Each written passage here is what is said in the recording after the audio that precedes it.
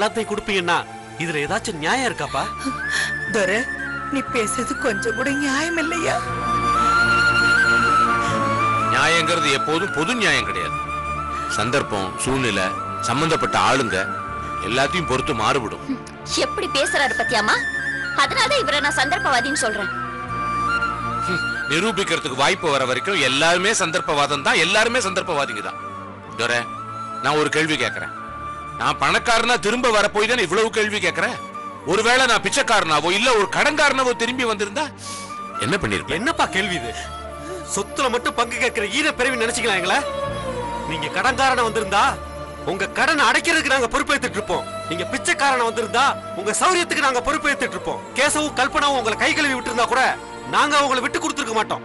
அப்படியே ஏன்பா இப்பவும் நினைக்க கூடாது? நீ நிலைமை இப்ப அப்படி இல்லையப்பா. நீங்க பிச்சைக்காரராவோ கைவிடப்பட்டவராவோ வரலையே. உண்மைக்கு மாற நாங்க ஏன் அப்படி நினைக்கணும்?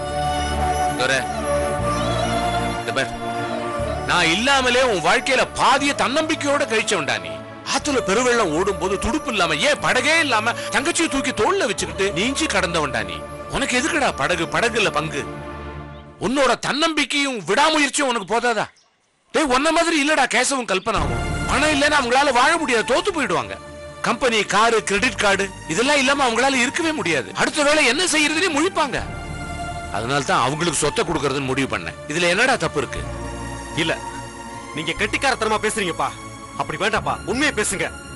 அந்த கேசவும் கல்பனாவுக்கு எதுவுமே கொடுக்க கூடாது. அவங்க ரோட்ல பிச்சை எடுக்கணும்னு நாங்க சொல்லல. அவங்க பங்கு அவங்களுக்கு கொடுங்க, எங்க பங்கு எங்களுக்கு கொடுங்கன்னு தான் கேக்குறோம். வசதியா இருந்து பழகினவெல்லாம் வசதியாவே இருக்கட்டும், கஷ்டப்பட்டு பழகினவ கஷ்டப்பட்டுட்டே இருக்கணும்னு சொல்றது தப்புன்னு உங்களுக்கு தோணலையாப்பா? ஐயா துரை, இவ்வளவு காலம் பொறுத்து உங்க அப்பா வந்திருக்காரு. அவர்கிட்ட போய் இப்படி எல்லாம் பேசலாமா ஐயா? ஐயா